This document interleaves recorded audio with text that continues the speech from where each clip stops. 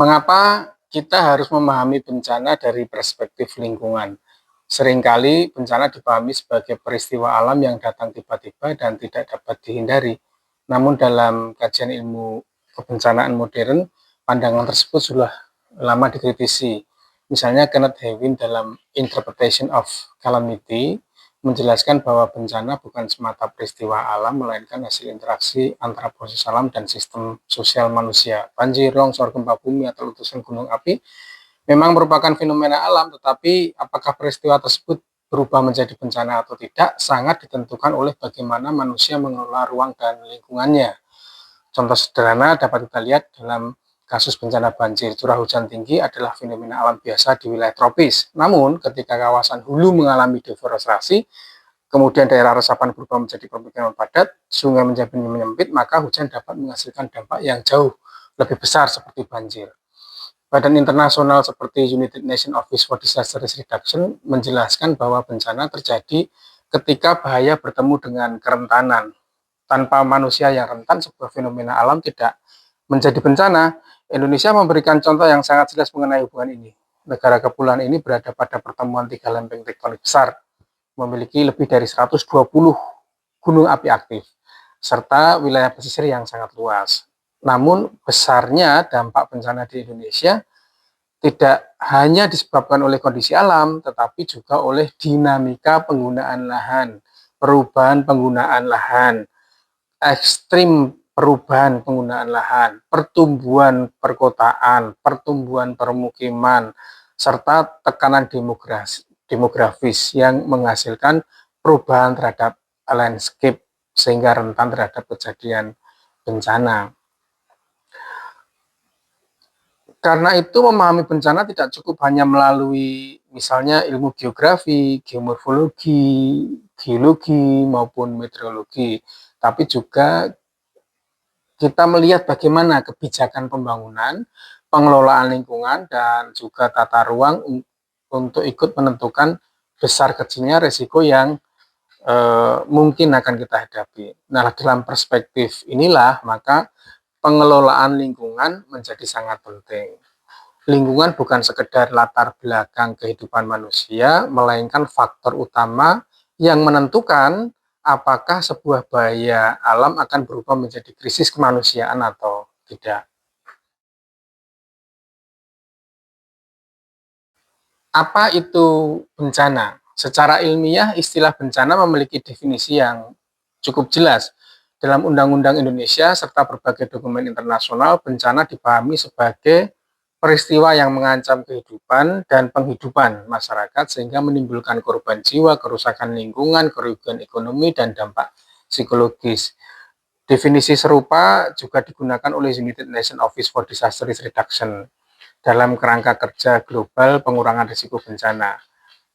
Namun dalam kajian akademik, definisi-definisi tersebut dapat diperdalam lagi. Misalnya Ben Wisner bersama teman-teman dalam buku At Risk itu menjelaskan bahwa bencana merupakan hasil dari tekanan antara bahaya alam dan struktur kerentanan sosial. Disebutnya struktur kerentanan sosial. Jadi bahaya alam dan struktur kerentanan sosial itu mempengaruhi risiko. Artinya, dua wilayah yang terkena fenomena alam yang sama bisa mengalami dampak yang sangat berbeda.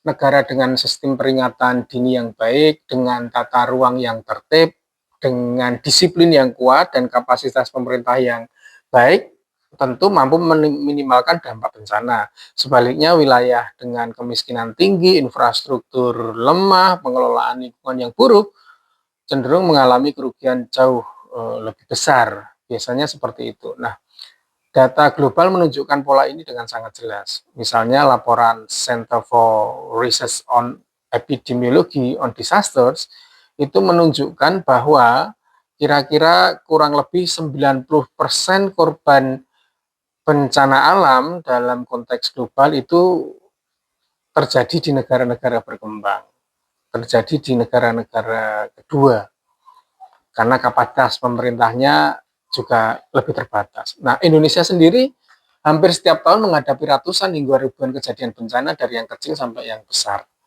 Data dari Badan Nasional Penanggulangan Bencana menunjukkan bahwa sebagian besar kejadian tersebut adalah bencana hidrometeorologi seperti banjir, cuaca ekstrim, dan ikutannya tanah longsor.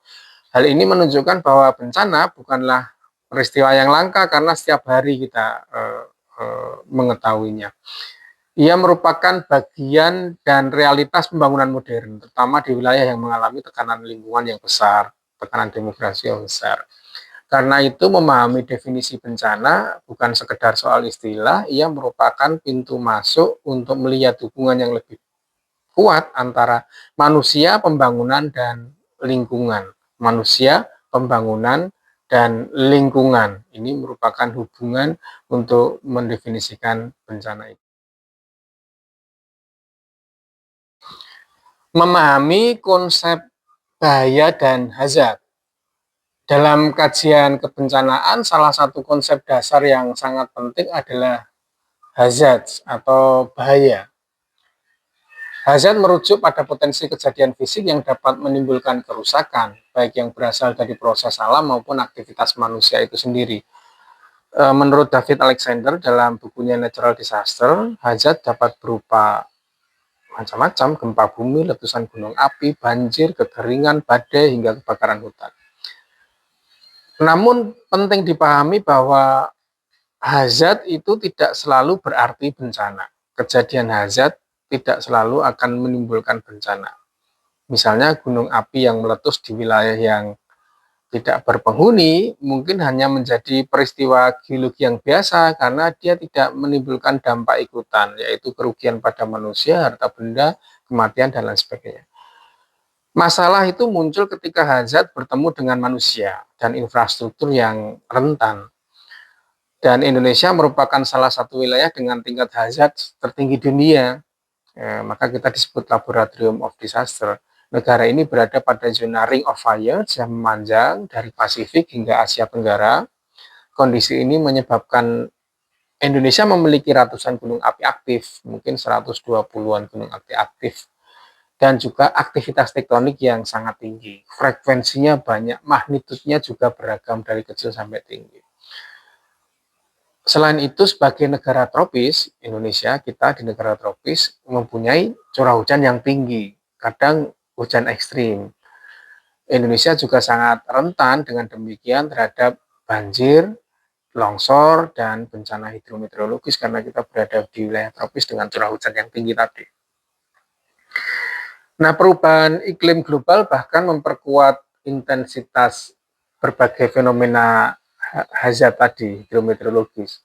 Misalnya laporan governmental Panel of Climate Change menunjukkan bahwa pemanasan global itu meningkatkan kemungkinan kejadian cuaca ekstrim, termasuk hujan intensitas tinggi yang sering memicu banjir dan longsor di Asia Tenggara, munculnya siklon, bibit siklon tropis di Asia Tenggara akhir-akhir ini, termasuk di Indonesia, di Aceh, di Medan, di Sumatera Utara.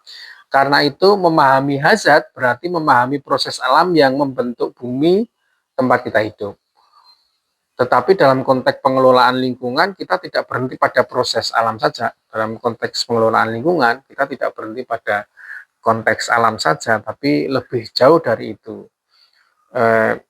Pertanyaan yang lebih penting adalah bagaimana manusia hidup di tengah berbagai hazard tersebut, berbagai kejadian.